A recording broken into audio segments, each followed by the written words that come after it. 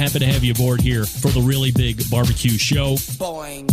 We cook because we have to, and we grill because we want to. Hit me! Fine, how's it going? You have a great show. I'm a big fan. Boing. So what seems to be the problem here? This man looks like he's dead, and he's in the crackle. Charbono! It's all about the charbono, dude! Succulent fish. What? He ate 54 wieners. Oh, listen, Libertius, shut your face. I'm shaking like a dog shit peach seeds. We have top men working on it right now. Top men. All right, just like that, we are into the second hour. Welcome aboard. You found the Barbecue Central show, and we do it live with barbecue and grilling talk here. Traditionally, this is where I rant about various whatnot. What did I do with, oh, crap. Boing. All right, hold on a second. Now we got to get to the guests. The problem with working on too many computers is eventually you don't make the same switches from one to the one that really counts. So I'm buying time here real quick till I can scroll down through my Google Docs and pull up my outline. Thanks again to Sam, the cooking guy, for joining me last hour. Also, Malcolm Reed. If you missed it, don't forget you can sign up for the podcast and get it that way. Consume it whenever you want. Top of the second hour. Again, not usually for guests, but we'll throw caution to the wind this time. And welcome in friend of the show, who shall only be called going forward, Stover. Hi, Stover. Woo-hoo! What's happening? Hey, man. Thanks for having me be a guest on your show. Well, only because you asked am I thinking about putting you on as a guest, and we'll see where it goes from here. First things first, I've asked some folks about the Crazy Times tournament through the NCAA.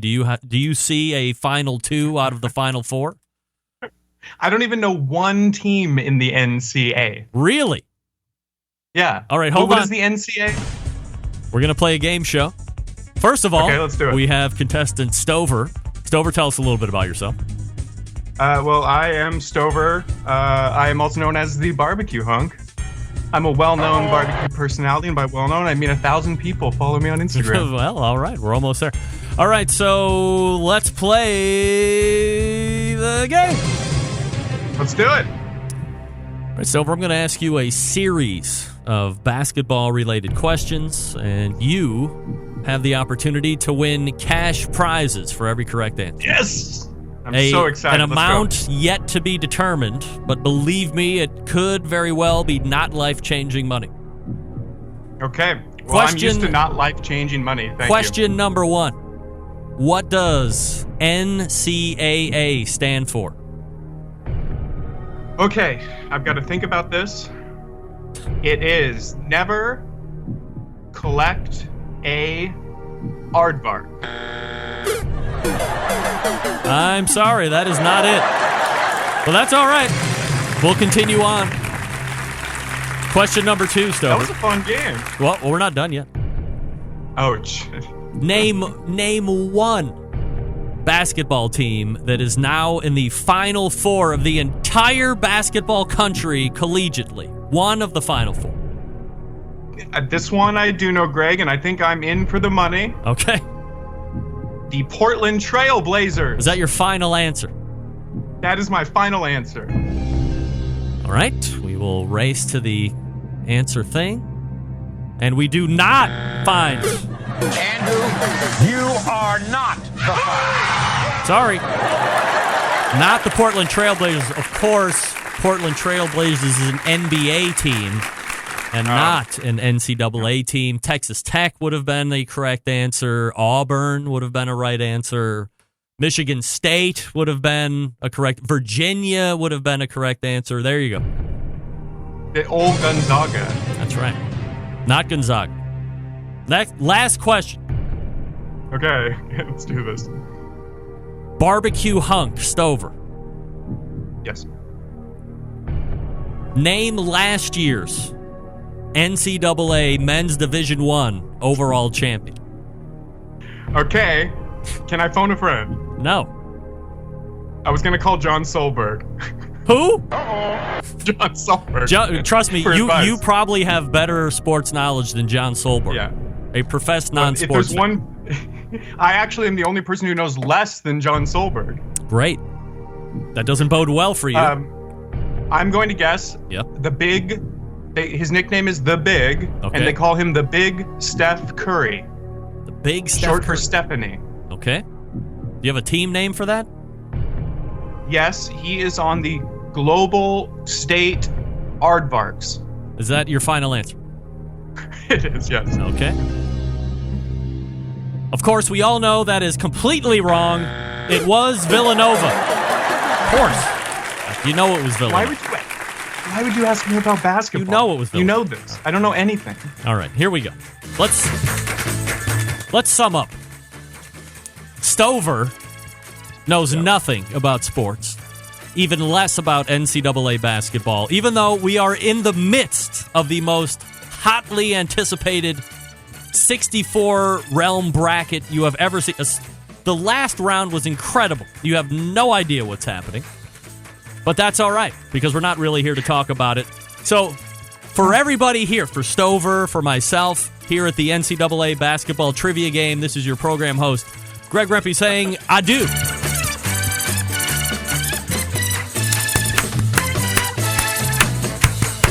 I love that show, Greg. Thank you for letting me participate in that. All right. I just like the clapping at that part. I mean, that machine claps like a bitch. You can't do it humanly. It's humanly impossible.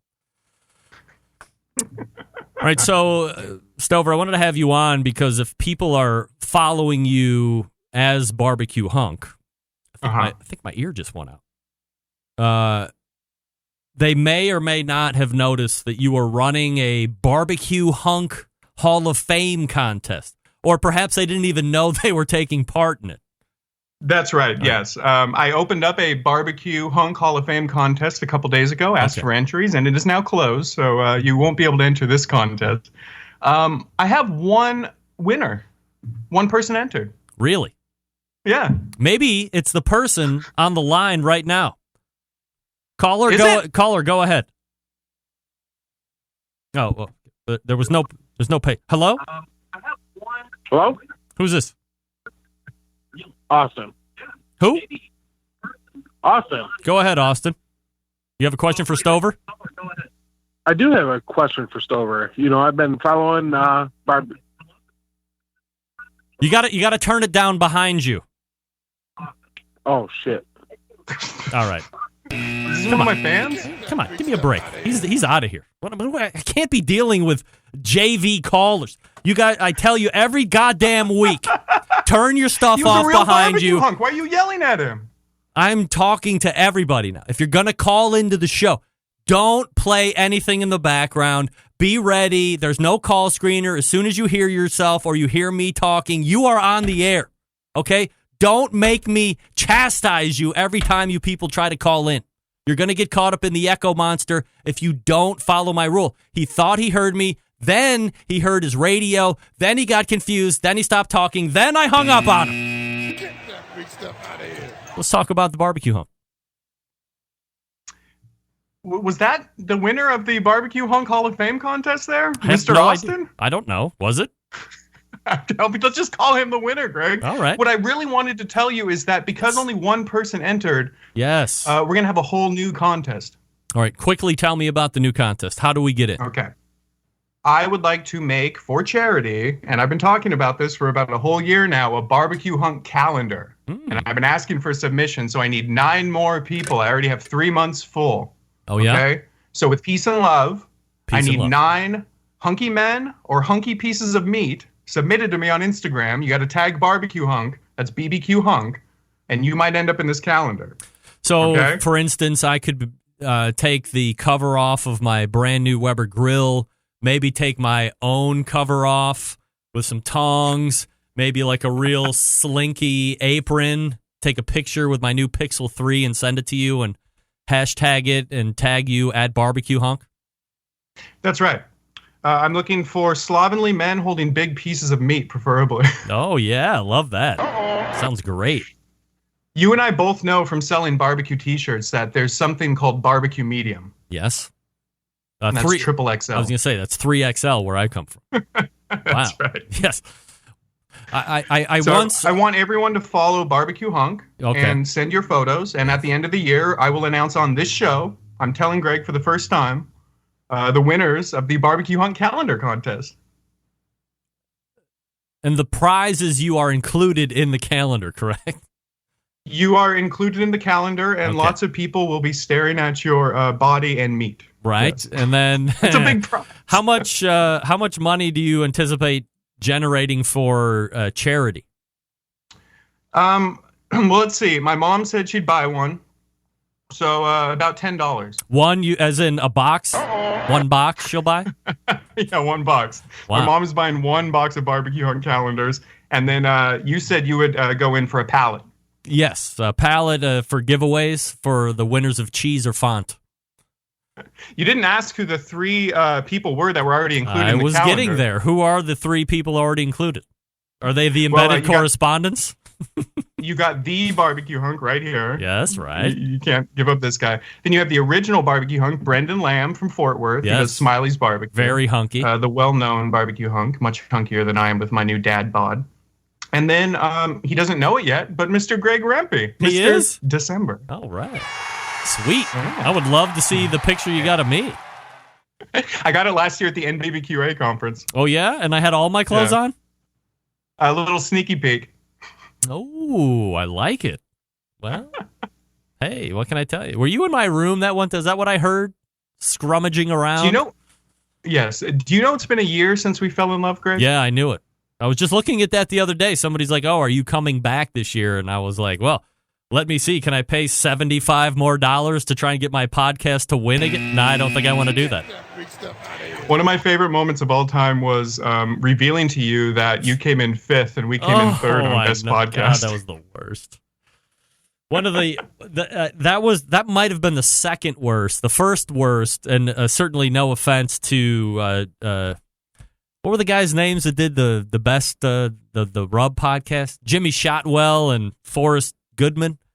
Well, Forrest wasn't there, but Jimmy Shotwell was at I think we were over at Hooters. And I was sitting across from him, and he didn't want to rub it in my face, but he wanted to rub it in my face. I was like, Jimmy! So I just sat there. I like you just outed that you saw Jimmy at Hooters. Yeah. I saw, and I it's a professional. There were a lot of other barbecue types in there, too, so. I think GQ I would was never in there. admit such a thing. Yeah. I mean, they have really good wings, if we're asking, but. What else what do you have? Think's happening right now at the NBBQA conference? Now that we're not there. I don't know. Do you think Yoni's there? A lot of the same. Who? Yoni from the Best Barbecue Show. Oh, I totally forgot about that show. I don't know what's going to be going on this week. I would imagine a lot of the same as it has been for decades. But hopefully I'll get reports. Meathead's supposed to be there this year, so maybe I'll ask him and see what's happening. We have limited time left, Stover, so anything else before I let you go? No, I just want people to touch bases with me at BBQ Hunk. All right. It's not just a bunch of jokes. I'm going to be doing a lot of food stuff from Portland, going to a lot of barbecue events again this year. And now that I've had a child, I'm even that much more dedicated to the barbecue lifestyle. You had a child? Good for you. I told you, I announce everything on your show, Greg. Every life change I've ever had, I've announced on your show. Yes, great. Well, this is if there's no better place to do it, then you better do it here on this show. That's what I always say. I can't wait to announce my death. Well, I would love to see that. I mean, I wouldn't like to see... I mean, you know what I mean. I don't want to see you die. That's what I'm saying. But if you're going to die, I want to hear you announce it on this show.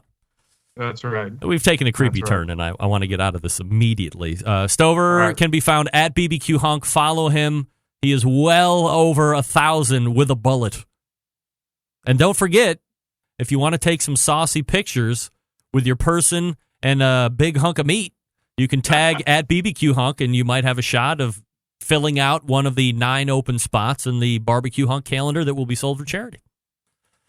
Let's do it. All right, so we'll keep an update on that. Stover, appreciate you stopping by.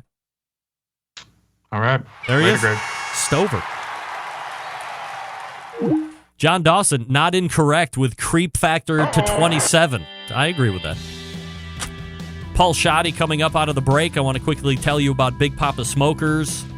Your best place for all your barbecue and grilling needs. That's right. Everything at Big Papa Smokers is handpicked by Sterling, Big Papa Ball himself. Sterling pulling off a second at Santa Anita in the second day. Congratulations to Sterling and team.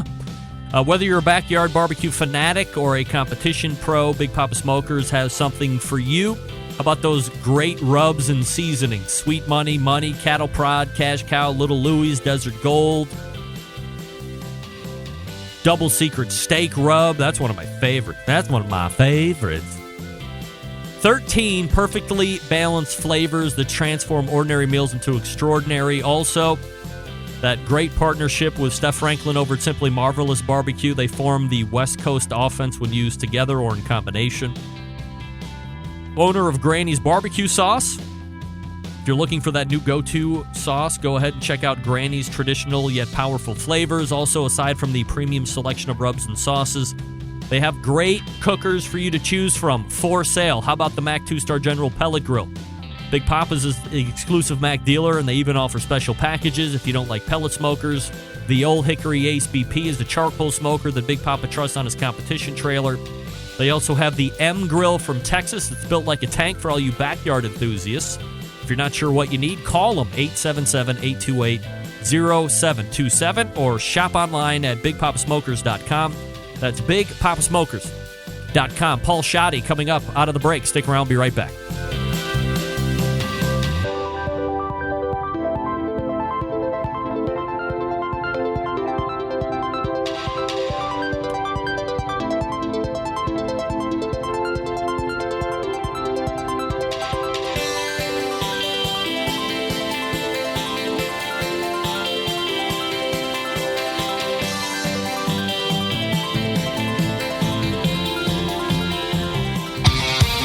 The only show giving you a monthly visit from a doctor of barbecue. A man actually named Meathead. The author of a barbecue Bible. Bloggers, reviewers, competitors, and manufacturers by the dozens. It's the Barbecue Central Show. Once again, here's your host, Greg Rempe. All right, welcome back. This portion of the show being brought to you by Smithfield. Are you signed up for the Smokin' with Smithfield National Barbecue Championship? I hope so. Registration is free. Sign up today. Hit smokinwithsmithfield.com. That's SMOKIN. Smokinwithsmithfield.com for all the details. Also, a few spots left for this year's Smokin' with Smithfield Committee Cooks program, but don't delay. Again, the website, smokinwithsmithfield.com. That's smokinwithsmithfield.com. All right, my guest in my first guest in the second hour, very successful competition cook, also VP of Head Country Sauces and Rubs. Let's go ahead and race to the hotline and welcome back friend of the show, Paul Schatte. Paul, how are you, buddy? Hey, I'm doing very well, Greg. Paul, appreciate you making time for the show as always, and very excited to talk with you here this evening. So let's start with kind of where I left off with my last guest about a year ago. We were all down in Fort Worth, Texas, celebrating and taking part in the 2018 IM barbecue for NBBQA. That's obviously refiring here mid to late week. This week also obviously stretches into the weekend. So, know you're going to be a part of it. What are you going to be doing there, and what are you going to be taking part in? I am going to be there, Greg, and I'm going to participate with just talking about what does it take to get your product to market, and hopefully educate people, what I've experienced over the years and bringing barbecue sauce to the market. How many NBBQA conventions have you been to, Paul? 5. 5, okay. Not too many, but, they've been significant over the years, so it's been a good deal.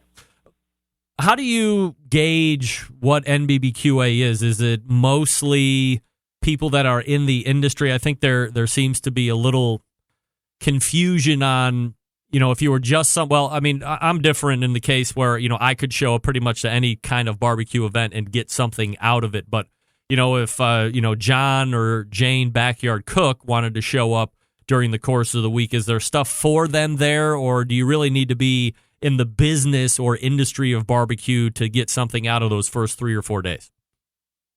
No, I would really encourage people to come and just learn, because this barbecue sauce industry is very competitive. Whether you're a competition cook or wanting to make sauce, seasoning, marinade, whatever.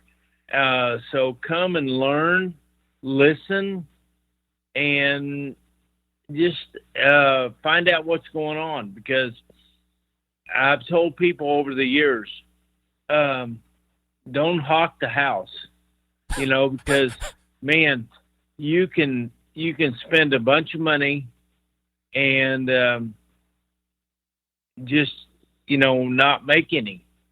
So come and learn and listen to the people that have been there. And I'll be there to tell people what I've learned over the years. I don't want them to make the same mistakes that I made. I want them to be successful and learn faster than what I did. Paul Schatte joining me here on the show from Head Country. Paul, I've talked about it time and time again here on this show when we have somebody that is looking to bring sauce to market. Maybe they're not even a small company looking to even get bigger, just somebody, let's say like me, who feels they have a sauce in the kitchen that they want to try and then bring out to the masses. 10, 15 years ago, you didn't see near the amount of barbecue sauce on the shelves at grocery stores or just kind of widely available in any store you want to. Today, you go into convenience stores and there's a variety of different barbecue sauces. You go into the bigger grocery store chains, you might have a half an aisle or a full aisle of different barbecue and grilling accoutrements, and a large portion of that is barbecue sauce. So when it comes to barbecue sauce, Paul, how do you try and stand out, or how do you make yourself stick out amongst all the rest of the stuff, which I guess could be considered noise to a certain degree? You don't want to just bring a same kind of mousetrap to the party. Greg, you have to stay true to your formulation and what you brought to the table. But I would challenge anybody to find something else in the grocery store that is more competitive than barbecue sauce. It's really tough, and you just have to take what your core is and sell it. Stay true to what you've got. Why did you want to bring something to the table in the first place? And just stay there. You can bring other flavors in, but on the other hand, I believe that you will just alienate yourself. So just stay true to your core. Is there I'm actually kind of following a guy who is going through this whole process right now, and we're doing quarterly updates with him. He's just in the part now where it looks like he's going to get his stuff bottled, and he's going to be able to start bringing it out, trying to get it into places. We've talked about pricing and sacrificing of ingredients where maybe the co-packer is saying, well, instead of using this ingredient, you can use this. It's going to give you a similar profile, but it's going to reduce your costs a little bit. That's going to allow you to put a little bit more profit, make more money on the bottles. Certainly a lot of different things to look at from a sauce perspective. But is there a time frame that you need to consider as far as, okay, it's going to be an expense for me for X amount of time before I really want to think about turning a profit? Or is turning a profit something you really want to set yourself up for day one of? Well, I hope I answer this question right, Greg, in the fact that, I have a lot of people that come to me and say, people love my sauce. I make it, give it to them, and they love it. And I said, okay, then start saying something like, I'm going to charge you $5 a bottle. Right. Will you still buy it? And I used to not say things like that, and because I didn't want to be, alienate people. But on the other hand, that's business. And so that's what it's all about. So if you've got special ingredients that hike up the price, make it more expensive, because as chefs like myself, you can grab ingredients off the shelf and go, put this in there and put that in there. And bottom line is, can you produce something and make it efficient and make it palatable for people to buy? Probably not. So you need to really think about what you're putting in your sauce or seasoning, marinade, whatever it might be. And don't make it so expensive. And can you buy those things? Can a manufacturer find those things and produce that efficiently? And that's a big thing right now. Paul Schatte joining me here on the show. HeadCountry.com, the website. If you've never tried the Head Country sauce, you're certainly missing out. A bunch of different flavors to try. The original is one of my favorites, but also the apple, is it apple jalapeno or apple habanero? Apple habanero. Yeah, okay. That's my neighbor's favorite bar. I mean, it's 1A, 1B between Head Country Original and the apple habanero, but it's my neighbor's favorite barbecue sauce. I don't care which one it is. Just buy one. That's right. Buy one, buy both if you're feeling up to it. Right, Paul? Yeah, exactly. The other thing that I want to touch base on is, while Head Country is certainly well known for the sauce, there's other stuff that's in the profile or the portfolio that is really popular as well and really good that probably doesn't get the recognition it deserves, which is the marinades and the rubs. So let's start with the marinades first. I've never been a huge marinade guy, so how do you suggest people use the marinade if they buy it? Greg, our marinade is great, especially on beef.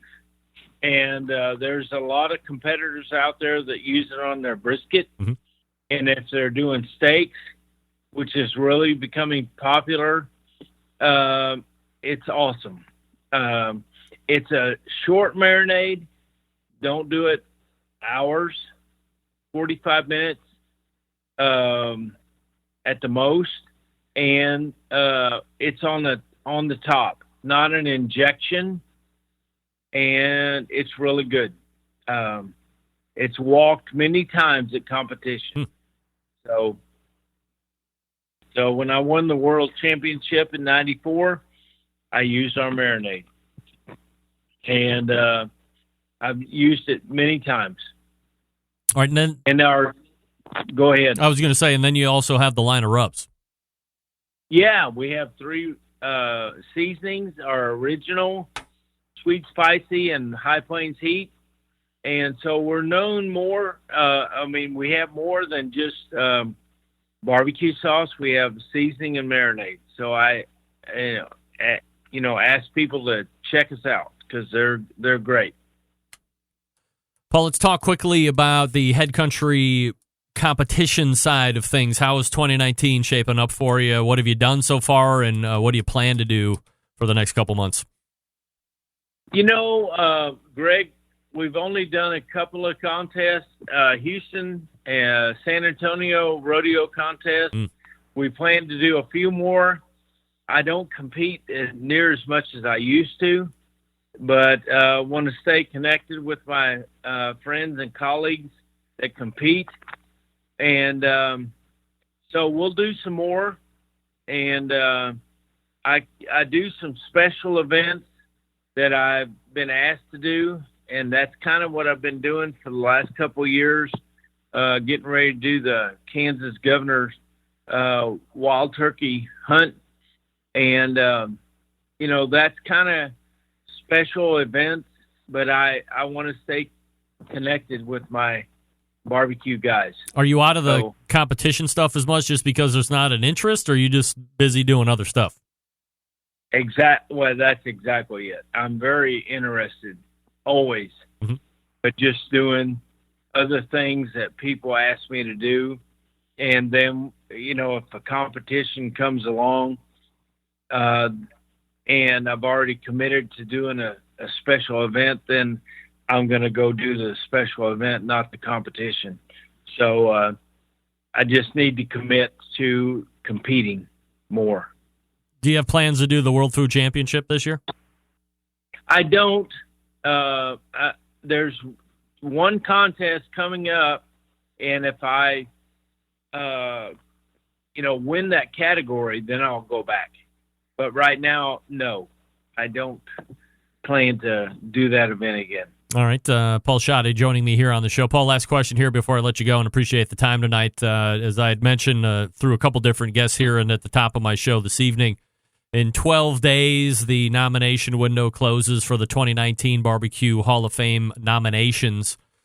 We don't know who's going to make that long list of 9, which will eventually get pared down to 3, and then those 3 eventually get in and will make up the 2019 class. But if you could usurp all the processes and jam somebody into the Barbecue Hall of Fame this year, no questions asked, who do you think would go in your estimation? Well, Greg, it's been an honor for the last 2 years to be nominated myself. So I'd love to go in there because I'm an inaugural member of the Oklahoma Barbecue Hall of Fame. Mm-hmm. But if I could nominate somebody for the National Barbecue Hall of Fame, it would be Joe Traeger. Really? Yeah. Traeger grills just done a phenomenal job. But Joe himself, a great guy, and just love people, and I just think he would be a great guy to be in the hall. So I'd love to be there myself one of these days, and hopefully will. But Joe would be a great guy. Paul Schatte is the vice president of Head Country, the website headcountry.com. Grab some sauce, grab some of the rubs, grab the Marinade, which is doing very well in backyards and on the competition circuit as well. And Paul, always appreciate the time, and enjoy yourself at NBBQA this week. Yeah, are you going to be there?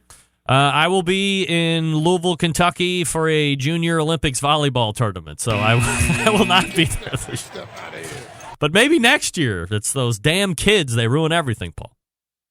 All right. Well, that's what it's all about. So, Greg, always nice to talk to you, and we'll talk to you soon. All right. There he is, Paul Schatte. Joining me right there, Head Country, and the website headcountry.com if you want to grab up some bottles of barbecue sauce. There's a place in Wooster, Ohio called Oklahoma Bob's. If you ever find yourself, dude, what is going on with the camera tonight? Last week, everything looked so good. This week, everything looks so bad. That didn't help anything. Oh, blurry. Jeez, oh, Pete. What a nightmare this is.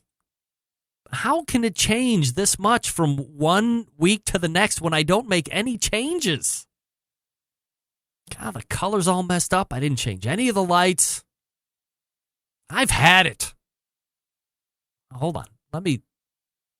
All right, that's a little better. So, whatever. You're damn right, Kinger. It always looks bad. It always looks bad. Not always. Last week looked pretty good. If you go back and look at the highlights from last week's show, Jason, I think you would agree that last week was pretty good. It almost had a high-definition look to it. I know, but I can't go any more than 360 because, I don't have the bandwidth. I don't have the upstream. I keep hearing about Google Fiber. No. Who was it? AT&T is supposed to be putting in fiber now. But they lie a lot. AT&T lawyers, if you're listening to me, I'm telling you, You lie. You say you're going to have all this great speed and everybody's going to have access to it, but nobody has access to it. You just hear about how great it is. F it. Whatever. Evidently, there is AT&T fiber that's going to happen at some point. Did you change the batteries on what? Everything's plugged in. I didn't change anything. Nothing. I changed nothing. When it's good, I don't touch anything. It's always the same. Except when it looks like it's different, like it does now. And I hate everything right now. I want to turn the camera off. All right, thanks again to Paul Schatte for joining me. Again, headcountry.com. Follow me socially at BBQ Central Show on Instagram. Also, same on Twitter, /BBQ Central Show on Facebook. Don't forget to check out YouTube as well. Over yesterday, we had a huge upgrade in the studio, and we put in I didn't do anything. I hired an HVAC company to install what they call a mini split. So now this, let's see, if I laid down, it's probably 10 feet long, 7 feet wide. 7 feet? It might be a little less than 7 feet wide. But let's call it a 10 by 7 room, which about this time of year, as we make our way into the more warmer months, as we make our way into the warmer months of the year, with the lights on, even with LEDs, the computer screens generate heat, and the computer generating heat, it will get probably into the 90s here. And it has really taken a toll on me as we approach into the second hour. Sweating. I'm always afraid you're going to be able to see like beads of sweat coming down my face. I can feel it on the back of my neck and rolling down into the small of my back. Well, this new mini split that's been installed on the wall has this room right now at a comfortable 72 degrees. Oh, my. Douglas, it is so nice right now. And I have this. I can set the temperature right here. I can control fan speed. It's its own little thermostat as well. I can control the louver. So if I was doing heat, I'd have it pointed down so it would go down and rise up. When the air conditioner's on, I have it to shoot down and fall because cold air drops. It's an Ameristar. I don't know if anybody knows what that is, if it's any good or not, but I kind of put it on layaway for a number of months. I think I started making payments on it in advance in November of last year. So finally got it all paid off, and the guy was like, hey, I just want to get this out of my shop. I want to install it. Thing's great. One day in, and we are as comfortable as it gets. Can't wait to see what this is like in mid-July. We'll see. All right, let me talk to you quickly about Green Mountain Grills before we get to Christy Vanover. These are some of the best pellet cookers out there on the market right now. They have a brand new model out, or a brand new line called the Prime line. You can see through the pellet hopper. You can see through the cooking chamber lid. Much more robust chassis for longer life, both on the Daniel Boone and the Jim Bowie. Both have the 12-volt operation that the Daniel Boone has. That the Davy Crockett has. This gives you better control over fan, auger speed. Pellet consumption has gone pellet efficiency has gone way up.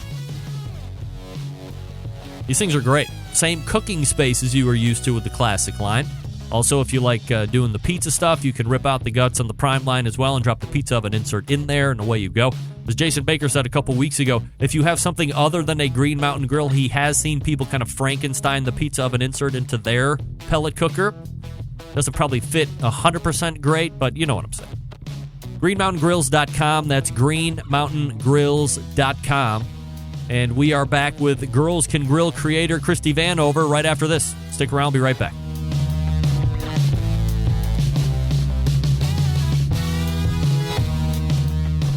Continuing to produce incredibly mediocre content in an exceptionally professional way. You're listening and watching the Barbecue Central Show. Once again, here's your host, Greg Rempe. Hey, welcome back. This portion of the show being brought to you by Fireboard. Monitor up to 6 different temperatures simultaneously. Connect to Wi-Fi for cloud-based monitoring, or connect via Bluetooth if you want. If you have Alexa or the Google Assistant in your home, you're in luck. Fireboard's fully integrated with both. Find out more by visiting fireboard.com or call 816-945-2232. By the way, shout out to Ted Conrad and the gang. I know they're listening in this evening. We'll be looking to have Ted on in the next week or so, depending on how it works out for his schedule. So always thanking them for their support. Helping me close it out tonight, a competitive barbecue cook, KCBS certified judge, very popular on the social media scene, 45,000 followers on Instagram. Always looking to promote the fun of cooking over some type of live fire. Let's go ahead and race to the hotline as we close it out with Girls Can Grill creator Christy Vanover and park ranger. Christy, how are you? I'm great. How are you? Good. Any jackal sightings in the wild or anything? No. On Halloween, I saw a tarantula walk across the street, but that's about it. Have you ever eaten a tarantula before? I have not. I heard I'd try anything, though. Dipped in chocolate. I heard they're supposed to be very delicious. Maybe a little crunchy? Yeah, crunchy. I guess anything dipped in chocolate, if you like chocolate, is probably going to be kind of delicious no matter what. Sure. So I've asked every other guest, and I certainly don't want to leave you out. The NCAA Crazy Times tournament is taking place. Do you have a final 2 out of the final 4 left that you think are going to move on? So I'm not huge into basketball either. You and Stover, what the hell? No, I at least know the teams. So yeah. So I'm excited for Texas Tech since it's their first time being there. But I can't remember which 4 is on which side. It's Auburn. Yeah. It's Auburn and Texas Tech. By the way, both their first time in the Final Four, and then you have Michigan State, Virginia on the other side. Yeah, I said I'm going to go with Spartans. Let's do Michigan State. Man, it is tough to go against Tom Izzo. I think he is always kind of overlooked in the regular season, but I think he's got it figured out. Get into the tournament, your conference tournament. Do well in that. If you win it, obviously you're in. Or if you have a decent season, you can get in just on the general bid. But man, oh man, that guy knows how to coach them up when it counts, and they are on a run, the likes that we might never see again. So we'll see how it works out here over the next couple weeks. Anyway, so let's talk about barbecue season. And with you, it's fun because some of the people that I have on, they're only judges or they're only cooks, and mostly they're just cooks. But you do both sides of it, and you like both sides of it. So from a competition side of 2019, what are you looking at? For me, so I've got a couple coming up in May. So what's that, next month already? Yeah, I'm going to Sholo, Arizona, which will be my first time at that comp. And it's at a higher altitude. So people who've cooked at it in the past have told me to just kind of get ready for that. Because when you're cooking at a higher altitude, your temps aren't just, I think it's going to be more cooking to feel than it is to temperature, because your brisket, for instance, might not hit. Let's say you go to 205 normally. It may be done at a 200, but it's just really understanding that it's kind of that buttery consistency versus waiting for the probe to hit the mark. So that'll be a fun challenge for me. There's also an SCA cook-off there, so that'll be my first SCA cook-off. I haven't done a state cook-off yet, so I'm going to give that a shot. And then at the end of May, I'm doing the Best Dam Barbecue competition in Boulder City. It's called the Best Dam Barbecue because it's by the Hoover Dam. So that one's always fun. That was my first competition 2 years ago, was that one. How are you setting up for the SCA event? What are you practicing? What kind of utensils are you having? And what do you think you need? This is the very interesting question. What do you think you need to do or have your steak look like in order to give yourself the best chance at winning? So great questions. Yeah. So I was following Girl Robin when she was getting ready to do the competition, and actually I recently joined Cosmos Q. He's got a club, barbecue club that you can join, and he did a class on there teaching you step by step how to do things. So really enlightening, because I cook a ribeye all day long, but not like that. Like I'm going to be tying it up. I'm going to be using certain rubs. You've got the quarter turns and all that you do. But interesting that how some people flip. They'll put it on and then they'll flip it, and then they'll do the quarter turn or half turn, and then they flip it, and then so just getting all that down, practicing the flips has kind of been fun, and trying to decide what grill to use. I don't have a PK. I actually just got the new Oklahoma Joe Rambler, which is one of their new portable charcoal grills. So it just came out, and it's still in the box. So I'm going to give that one a shot and practice with that and see how that one goes. Are you? Dear, I don't want to spin off into a diatribe here. But so as a competitor, I mean, you've seen how competition barbecue has gone here over the last, number of years.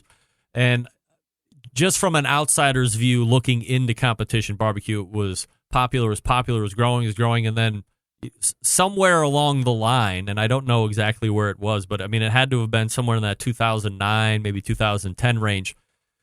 Nobody wanted to deviate from the flavor profile that was winning. And I would sit here and challenge people to say, maybe it hasn't changed in 8 years or 9 years very much, if at all.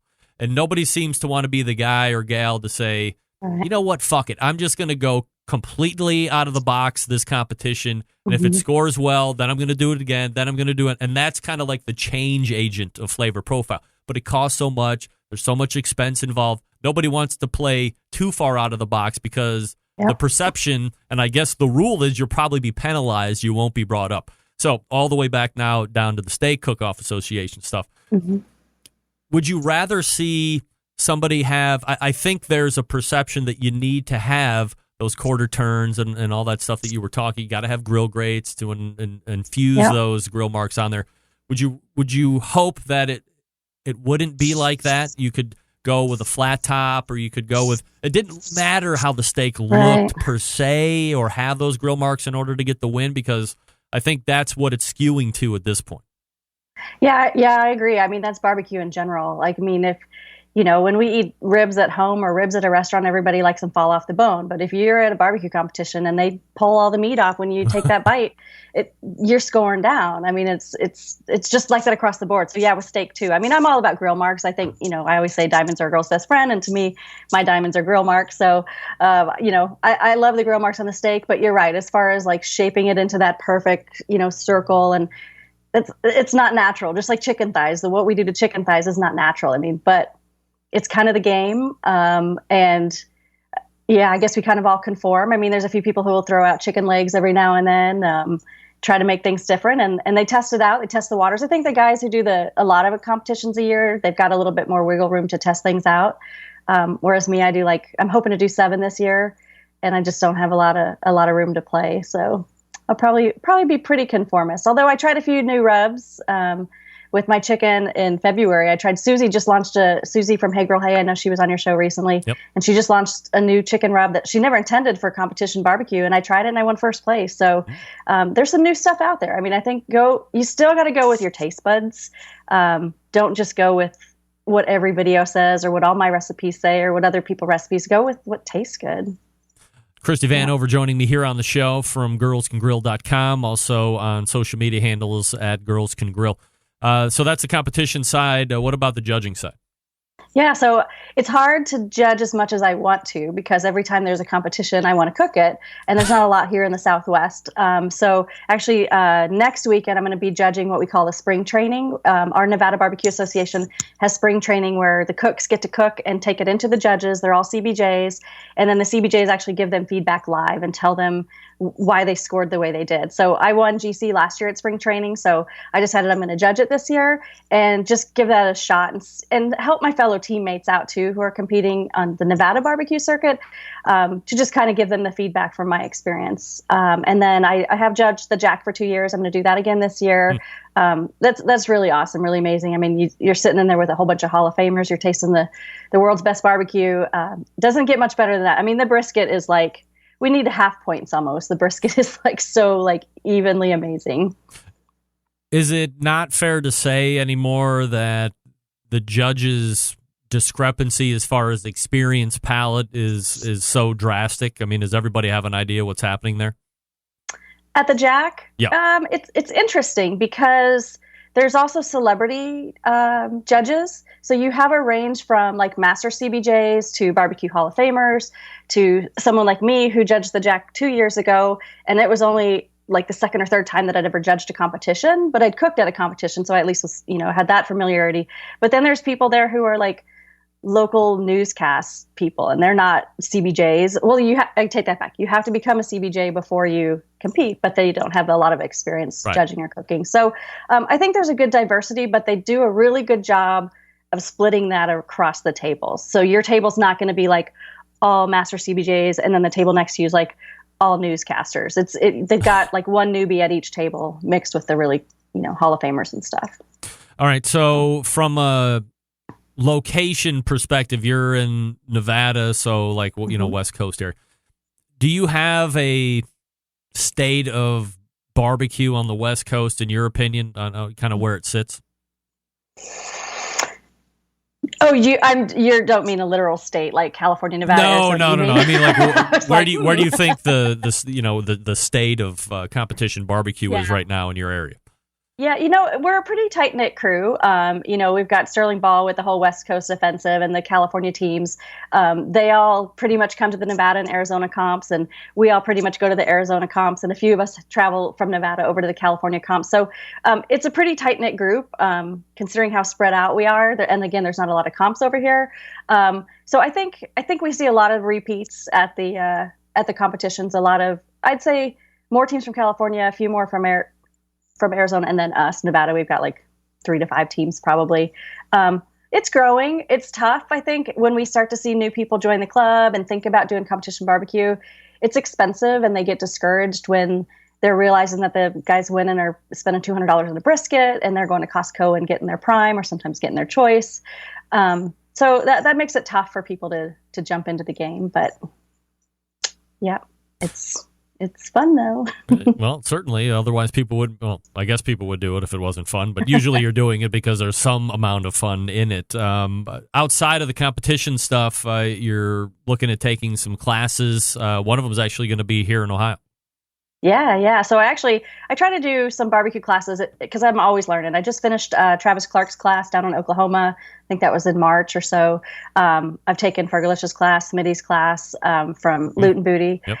But yeah, I'm going to be going up to Certified Angus Beef. They're doing a barbecue pitmaster class, and it's a barbecue summit. So it's not so much how to do competition barbecue, but we're going to break down a cow. We're going to make sausage. We're going to go to a ranch. I've been an ambassador with them now, going on my 2nd year. It's just the high end quality beef that I like to use, and so we're just going to really kind of get a hands-on experience in their culinary center. So I'm really looking forward to it. Yeah, and that's in Worcester, Ohio, right? Yeah, probably like around the corner from you. Yeah, that's right. Guess who's not going? All right. Well, whatever. I mean, I've only been here for like 15 years, but nevertheless. Pack in my suitcase. yeah, maybe. I mean, we'll see what happens. I'll get there some way or another, whether it's in your suitcase or if I just show up and like crash the party. So we'll see what goes on. What is Cali in May for some type of a boot camp? Yeah, so I'm going to California to Alisal Ranch, which is kind of near LA a little bit. And they do this barbecue boot camp in May, and I think in October is their other date. But I'm going to learn all about the Santa Maria style of cooking. So I'm familiar with it, but not really ever tried it. I don't have that type of grill at home. And Frank Ostini, who's kind of like one of the masterminds behind it all, he's going to be doing some of the training there. We're going to learn about spices and spice blends, and then just have a really fun time on the ranch too, like horseback riding, fishing, canoeing, and all that good stuff. So it's I think it's like 3 days or so, and we'll stay in a nice little lodge and just have a fun time. One of the things I wanted to ask you about tonight is quick meals. I saw the other night you did like a quick little pizza. You got home from work. We're all very busy. Adults that have kids, maybe they're into sports. I mean, it's very easy to just kind of get into a rut of buying out. It doesn't necessarily have to be fast food, but you're not spending time in your house. You're spending money away from your house because it just seems to be most convenient. But there are ways that you can feed everybody, kind of make it healthy, and not have to continually spend the dollars because you are putting out money to travel for those sports and to pay for those sports. I mean, I'm in the middle of it, of course, so I can certainly feel the pain on many different sides. What do you suggest for like quick meals that are good and easy to make? Yeah, so just the other day I did a pizza, and like a lot of times when people think about grilled pizzas, they make their own dough and it's really nice and it's really good. But when it's like a quick night and I've had a long day at work and I just really don't feel like making dough as much as I love to, I just buy naan bread. You just get it in your like deli section or where you buy your bread and all that stuff. And it's basically like flat pita bread. And they even have like a garlic flavored one. And then I just buy the jarred pesto sauce or jarred tomato sauce and throw it on with cheese. And I think last night I did mushrooms and a little bit of garlic and chili pepper and just I just threw it on the grill. I threw it on the Weber. I think I was probably at 400 degrees or so, but just a gas grill, just the Genesis, because it was 10 minutes. Dinner was ready, and it was nice and crispy, and the cheese was nice and melty. Another thing that I do that's really quick and easy is, on weekends, most people listening to the show, they're probably cooking up big slabs of meat. They've got leftover brisket, they've got leftover pork, and you can only eat it on a sandwich so often. So a lot of times I'll make taquitos. I'll just wrap them up in flour tortillas, mix them probably with cheese, either cream cheese or pepper jack cheese, and maybe a little cumin or something, and then roll them up in tortillas and throw them over indirect heat for 425 degrees until they just start to get crispy, and dunk them in some ranch or some salsa, and you're good. Are you working on any new recipes coming up that we should be keeping an eye out for? I'm always working on new recipes. Let's see, what do I got working on? Yeah, I'm doing a smoked chicken recipe that's going to be a little bit different coming up. I actually just got a new griddle that I've been testing out. I'm actually focusing a little bit more on some reviews. So I just got my Daniel Boone Prime. So it's in the box in the backyard. I got the Oklahoma Joe Rambler that I was talking about, and then I got a Next Grill griddle that I've been practicing some hibachi and different stuff on. So yeah, doing that. And then I've been loving the campfire. Right now for Vegas, our temps have been awesome, and next month we'll probably start to hit our triple digits. So sitting around a campfire when it's 110 is not the most enjoyable time. So yeah, lately I've just been sitting out there and cooking everything I can on cast iron. I throw my grill grates on top of a Lodge cook stand, and then I just throw my cast iron on top or whatever else, and it's been fun. Campfire cooking. Socially, you can find her at Girls Can Grill on the web, girlscangrill.com. She is Christy Vanover. Christy, really appreciate the time tonight. Thanks so much. Thank you. Take care. You got it. There she is, Christy Vanover. Girls Can Grill. All I think about when I say Girls Can Grill is that 80s song, the Duran Duran song, Girls on Film. Girls Can Grill. Kinger, make me up a thing for that. You're fancy with all that stuff. Girls can grill. Girls can grill. You know what song I'm talking about, right? If I had my Spotify piped into the mixer, I'd pull it right up. Girls on Film. Smoking Joe's Barbecue Pit's in. Hey-yo. Hey-yo. All right, thanks again to Christy Vanover.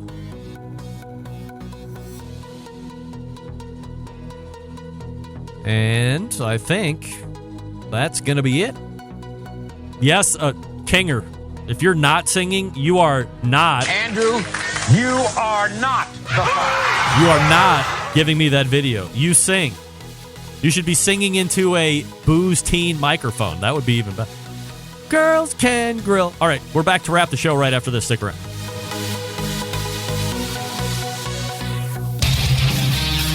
Whole packers, full racks, legs and thighs, injecting butts. If you've never heard this before, you might think you found the best XXX show ever. Let's get back to the most homoerotic host out there today, Greg Rempe. All right, welcome back. Thanks again to Christy Vanover for joining me last segment. GirlsCanGrill.com, at Girls Can Grill socially. Let's try and do it. Let's try and get out on time. All the way back in the first hour, Malcolm Reed, HowToBBQRight.com, Killer Hogs Barbecues Pitmaster. Talked about deer, talked about lamb cheeks, talked about testicles, various other stuff. You know, I just wanted to say testicles. Sam the Cooking Guy is going to be stopping by once a month after Malcolm Reed's segment. Talked about wok cooking and some other items. Second hour, Paul Schatte, Head Country, joined me.